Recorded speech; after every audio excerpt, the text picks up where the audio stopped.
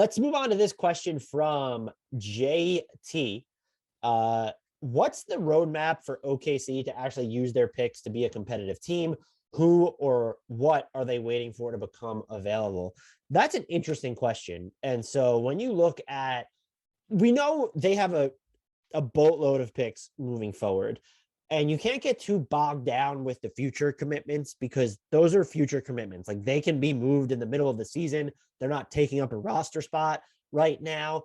And if you want to use them in trades, you're not at the point to where you should just be swinging on these role players or non-stars. And so the right star needs to become available. And that's not, to me, even though I think he would be great in OKC. Let's say Bradley Beal, there's a sign and trade and he wants to go to OKC. If the cost is low enough, maybe because it's a sign and trade rather than a flat out trade, then yeah, you look at it. But someone who aligns more closely with Shai Gilgeous-Alexander's timeline or the Thunder's larger timeline, because they're still a very, they showed some real just like energy on the defensive end this year. And I think that people who didn't watch them regularly or watch them at all look at their record or look at the way they were sitting players and think they're this flagrant, ugly stain of a tank job. And in some ways, again, the benching players towards the end of the season, I think they're bad enough as is to where they didn't need to do that. I get the frustration over that, but they're so far away from a finished product. We don't know. They have Shai Gilgeous-Alexander as their blue chip cornerstone. I don't think we can guarantee that Josh Giddey is even that co-star. The passing IQ that he showed, some moments on defense as a rebounder, yes, but sub 50 true shooting, that's certainly not encouraging. Even there's plenty of time for him to improve upon that.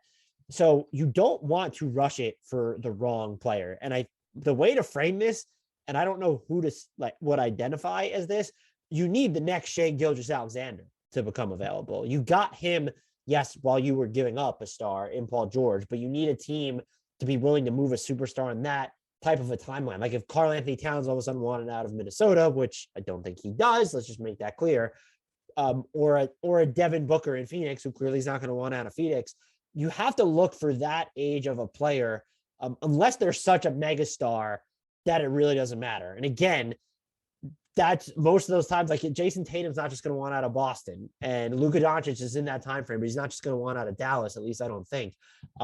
Maybe you could aim a little bit lower if the player is young enough, very plug and play, and you know they want to be in OKC. If Boston was ever open to moving Jason Tatum, would be a good example here. Again, I do not know why Boston would want to do that. Those are the opportunities you're waiting for. Whether the Pelicans will actually use them is a different story. We saw them do it with the Paul George trade, except they didn't give up any higher end assets there. He was viewed as sort of a rental. It's like what the Raptors did with Kawhi Leonard. Paul George just happened to resign in OKC. They're going to be more reticent than other teams to go after any stars that become available on the trade market. Even if they really wanted a Bradley Beal, he's entering free agency, so maybe that's just like a bad example. But they're going to be more, they're not going to go full tilt after a Damian Lillard because they don't know if he's going to want to be there longer term. It's different because he has so much time left on his deal, but you do age up your timeline quite a bit there without really ensuring yourself of anything. So it needs to be a perfect storm of circumstances in my book of, oh, this star is young enough to where we don't necessarily have to care because he's either still on his rookie deal or just on sign that first extension and we're getting him, or they just have to be confident he really wants to be in OKC. Now, with that being said, they have 3 picks in the top 34 of this year's draft. When you look at their salary commitments for next year and take into account non-guarantees and options and all that jazz, they have 13 players that you could project to be under contract. So the math starts to get tight if you think there's a chance that they're going to bring back Mike Muscala as well. Like all these picks are probably, or all these players that are currently on the roster are not going to just be in OKC.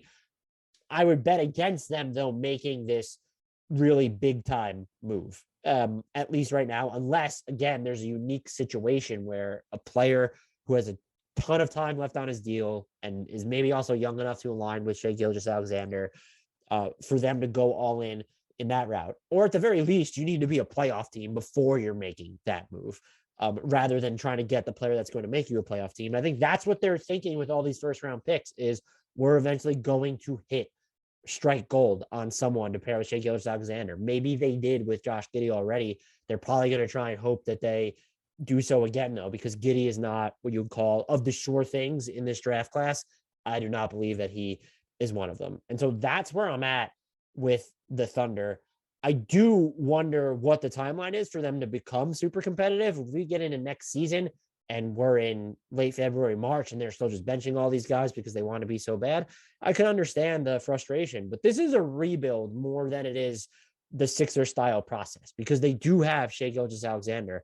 They put together an identity this season. So I don't have an issue with what they're doing. And you do have to be more methodical in a smaller market, because bad decisions can come back to haunt you harder and longer than in certain other markets. And I don't want to use the word admire, but I respect what OKC has done over the past couple seasons in a market such as theirs, because I don't know that they built up goodwill with those teams that were great around Russ and Kevin Durant, having James Harden for a minute, Serge Ibaka, even making the trade for Paul George, agreeing to take on Melo, like showing that they were aggressive at one point. You do get that inbuilt goodwill.